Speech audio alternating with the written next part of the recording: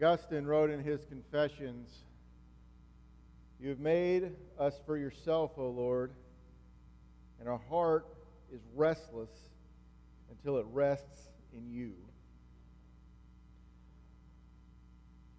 All of us want to make a name for ourselves in this world, but just as much, and probably more, we want a place of our own, a place to rest, a place to be home. I'm about to tell you what kind of a nerd I am. I made a spreadsheet to create pie charts for how long I've lived in different places.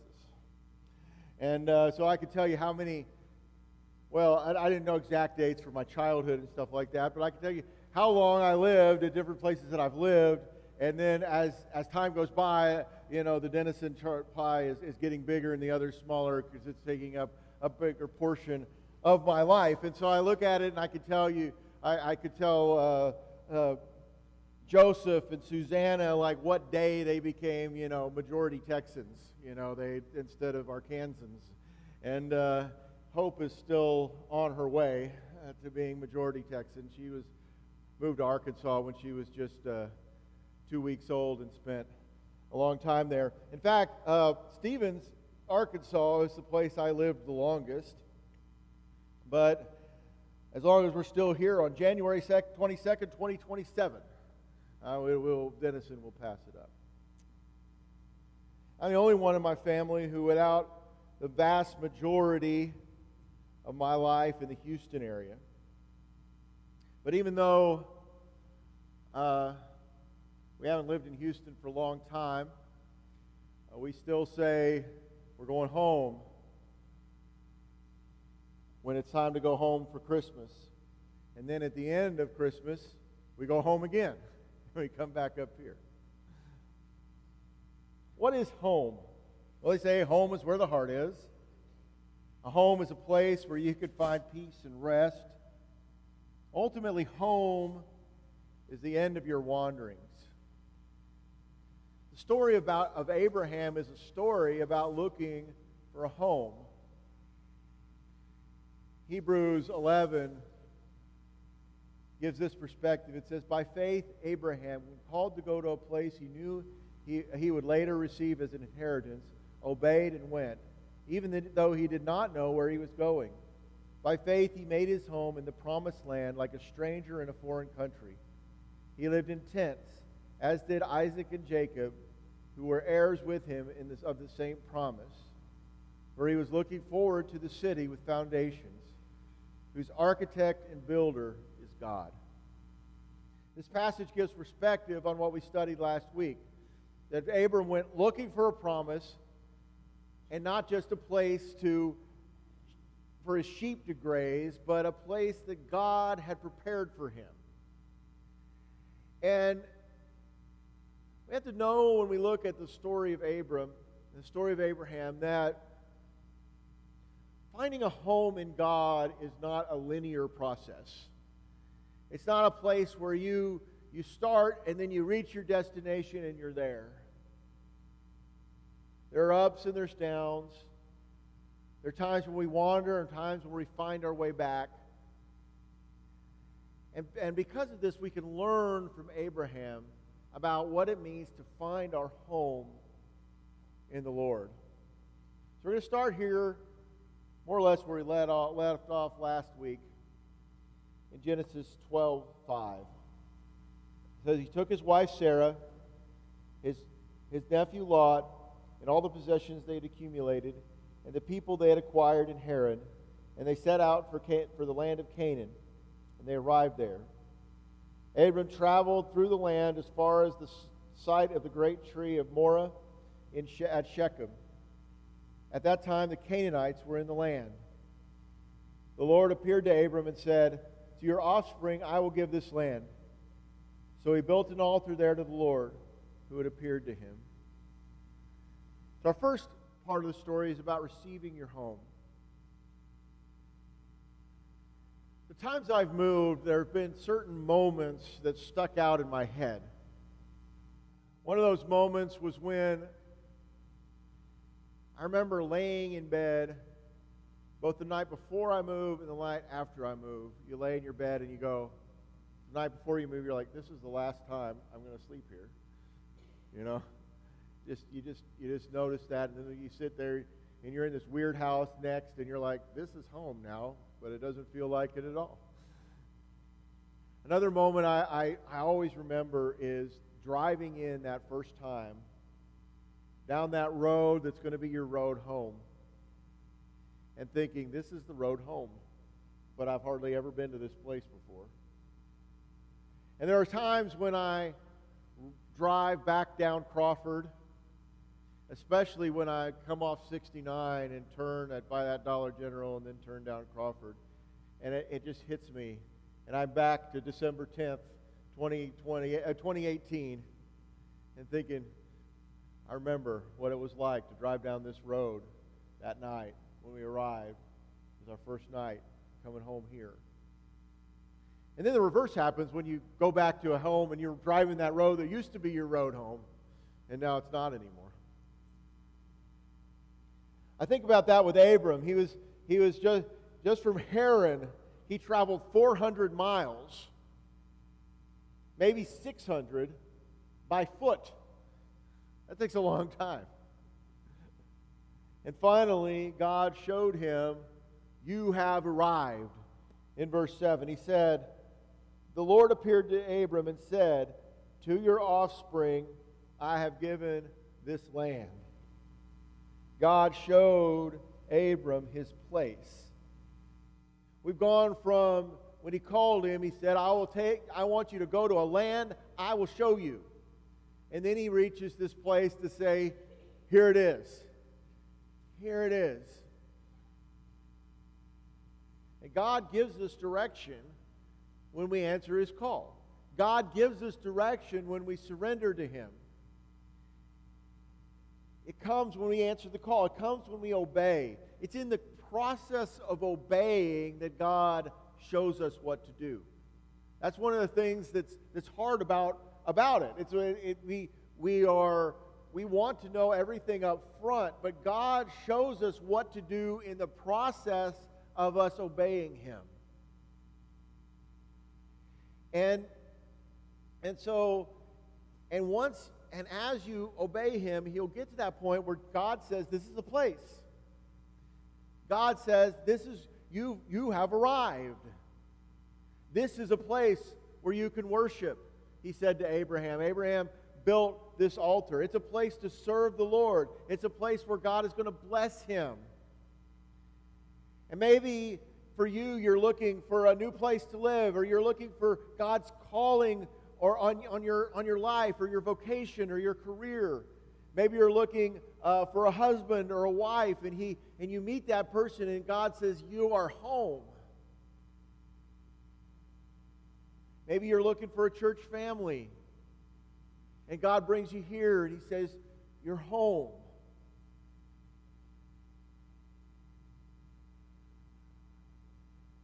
We need to answer, when we answer his call, when we're active in obedience, he will speak to us. He will tell you, this is it, just like he showed Abram. But it's always an already not yet fulfillment. Even though he was home, things were not what they would become. The promise was just the beginning. The Bible tells us there were Canaanites in the land. There were other people there. He didn't come to an unoccupied territory and say, okay, just spread out. This is your place. Abram worships at a simple altar that he built by hand, and not an elaborate temple that would be built later. And he's still unsettled. Look at verses 8 and 9. So from there he went on toward the hills of the east of Bethel and pitched his tent, with Bethel on the west and Ai on the east. There he built an altar to the Lord and called on the name of the Lord. Then Abram set out and continued toward the Negev. So he's still unsettled. What we receive now is what you might call a foretaste of what's to come.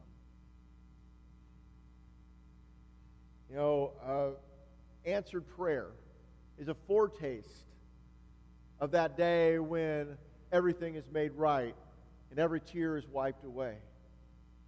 We don't get that right now, but we do get answered prayer to get a taste of what that's going to be like.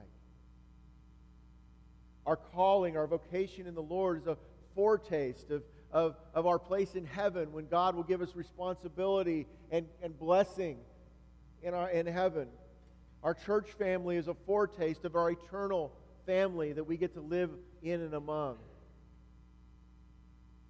Spiritual formation is a foretaste of the things of who you're going to become when you're fully transformed into who God is creating you into. So we get some taste of where God is taking us, but it's always this already not yet thing. It's always this, I'm here and I can taste it and I can experience a little bit of it, but it's not all here yet. And not being fully arrived is a lot of times what's so unsettling. And that's what happens to Abram. Look at verse 10. Now there was a famine in the land, and Abram went down to Egypt to live there for a while because the famine was severe.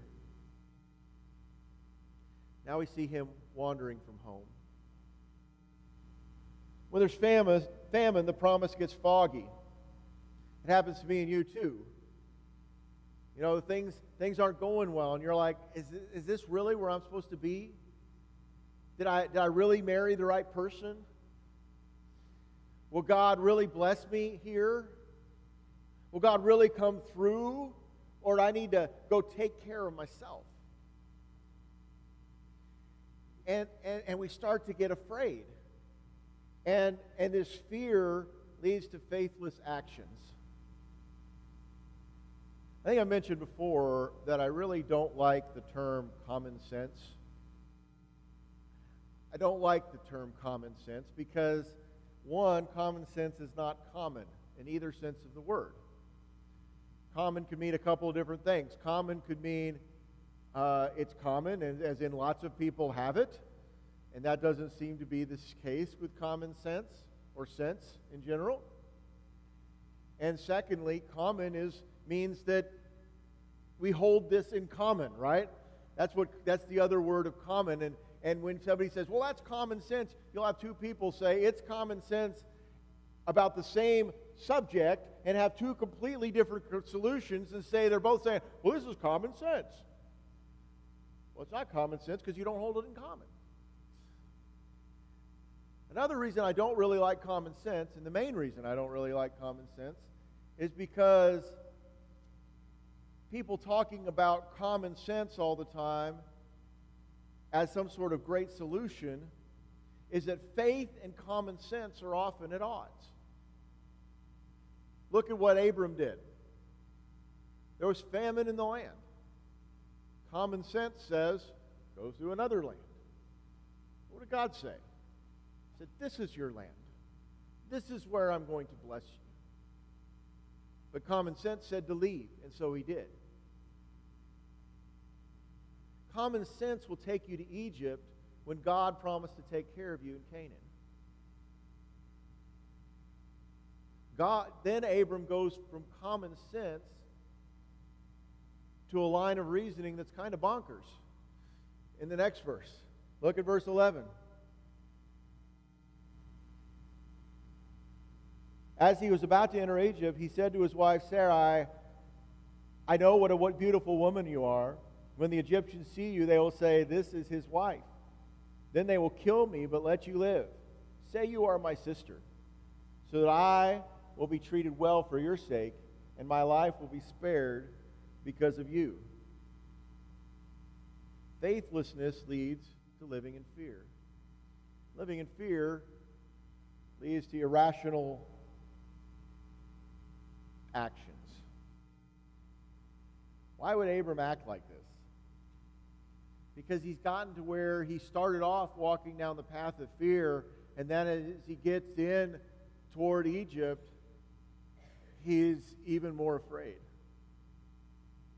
The funny thing about this was he was dead serious. I mean, at first you might think he's just like flattering his wife, right? I know how beautiful you are. They're going to kill me. They want you, you know. But he was serious. Now, Sarai must have been an all-time looker. I mean, she's 65 years old here, okay?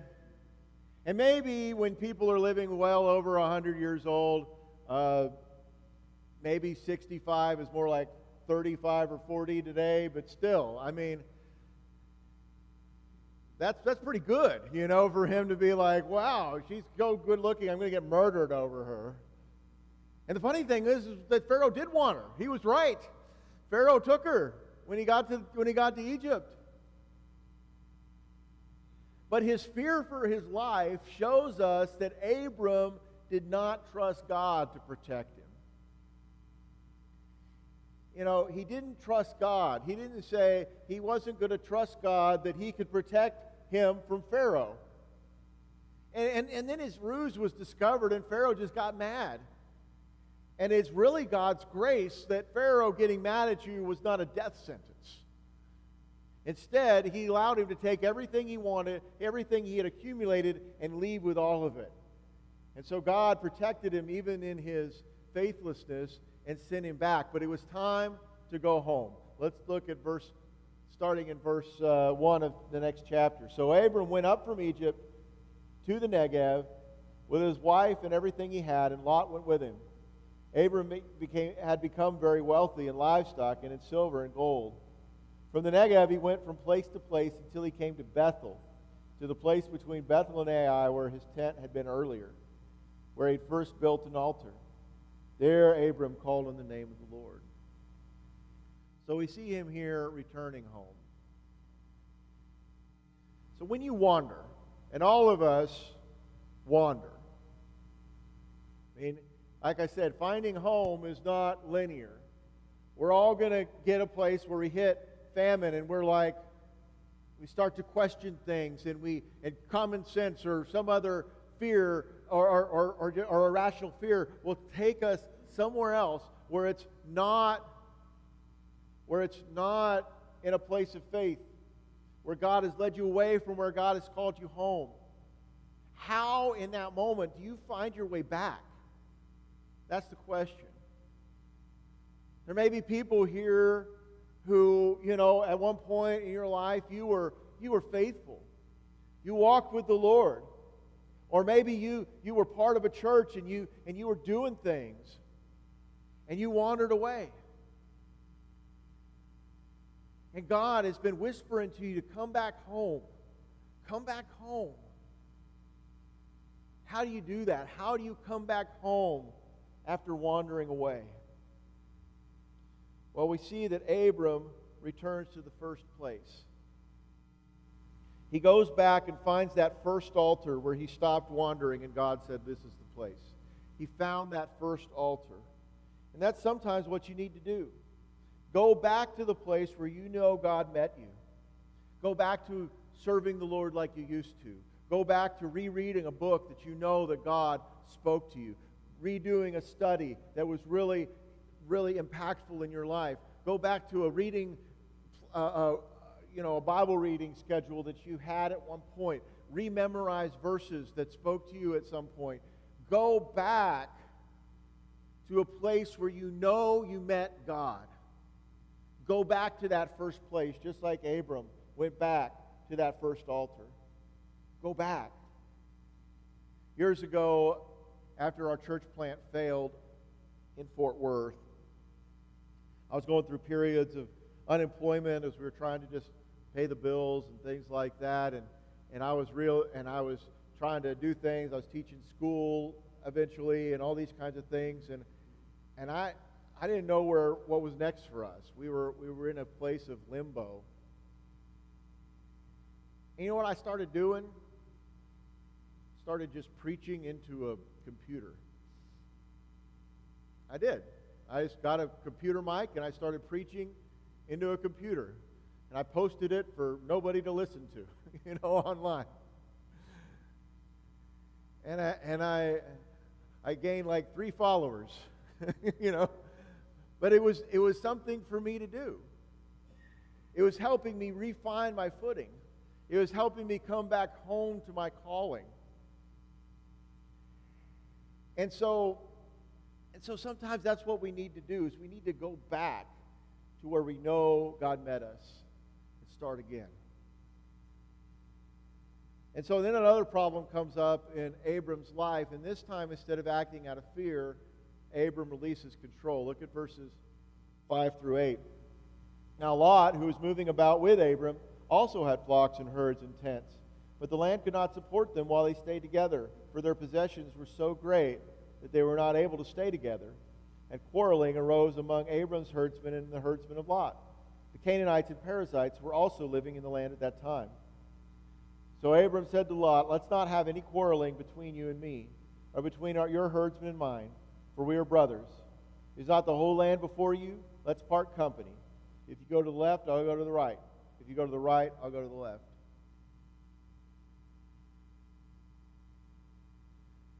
So Abram decides to release control. You know, most of the time we're too busy pulling our own strings to release any control to God. We're too busy pulling our own strings for God to lead us anywhere. Here, Abram lets go of the outcome. He's kind to Lot.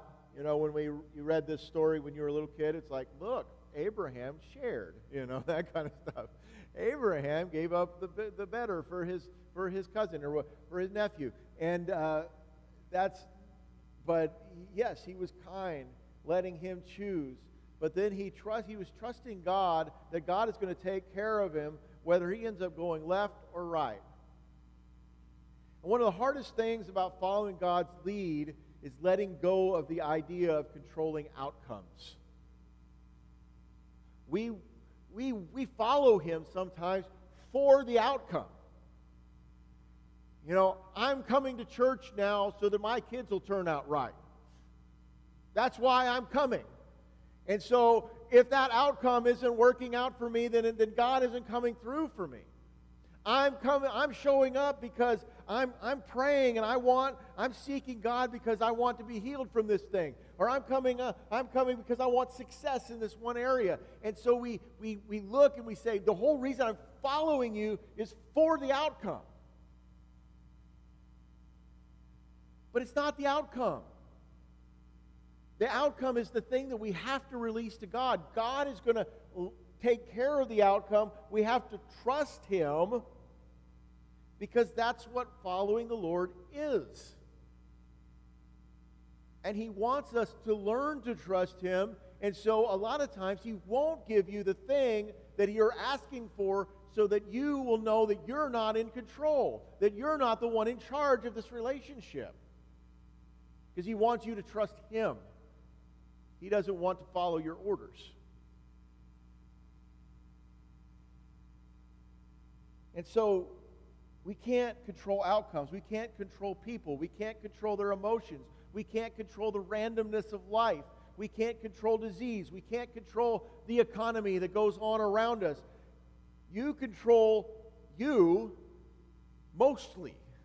And that's enough for you to control. You have to release the outcomes to God. You do what you're supposed to do and trust that the Lord is going to do what he's supposed to do. Lot's choice of the better land looked better, but ended up being wrong. He ended up with Sodom as his neighbor. But God confirmed to Abram that he had found a home.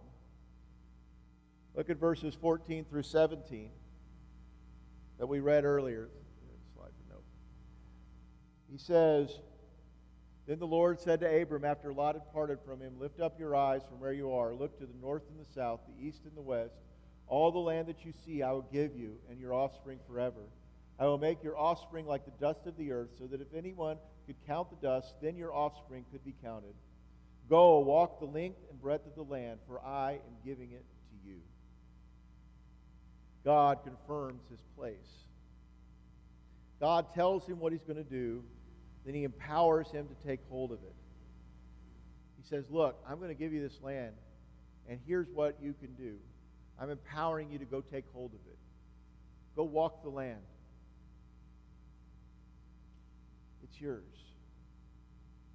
And once you've surrendered to the Lord and He's shown you your place, He will confirm that it is your place. You'll know it. And He confirms it by blessing you in it while you trust Him and release outcomes to Him. He says, go and walk the breadth of what I've given you. Go and be within the sphere that I've given you to live in. In this home, I am blessing you. Go and walk the width of it. And know that I'm giving it to you. And God will, and when you find your home in the Lord, you're going to find blessing in those things. So the question this morning is, are you looking to let God build a home for you? Are you ready to let Him do it and take your hands off of it? The question might be, are you wandering? Are you ready to come home? You know, Jesus talked about coming home. He told the story about the prodigal son who wandered from home, wasted every resource his father gave him. But when the son came to his senses and said, I'm just going to go back to my father and ask to be a slave, at least I'll be taken care of.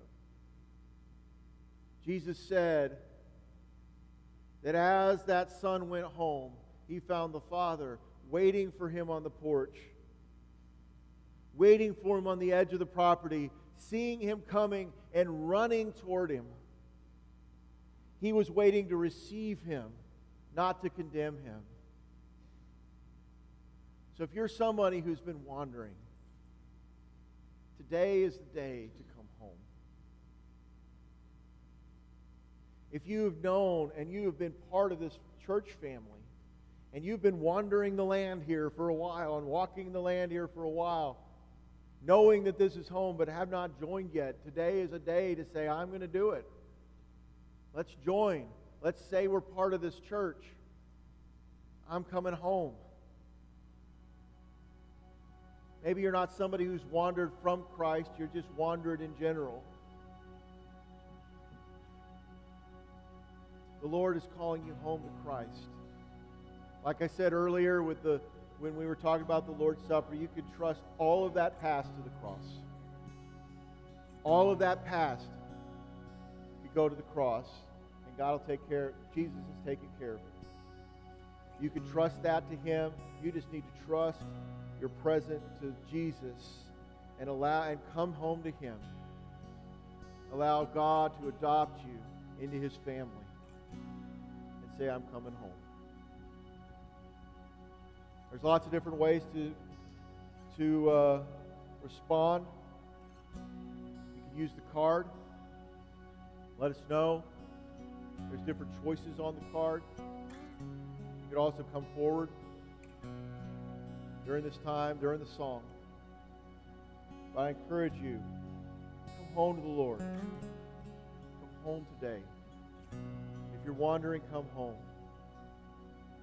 If you're wondering about where home is, let God build it for you and stop trying to build it for yourself.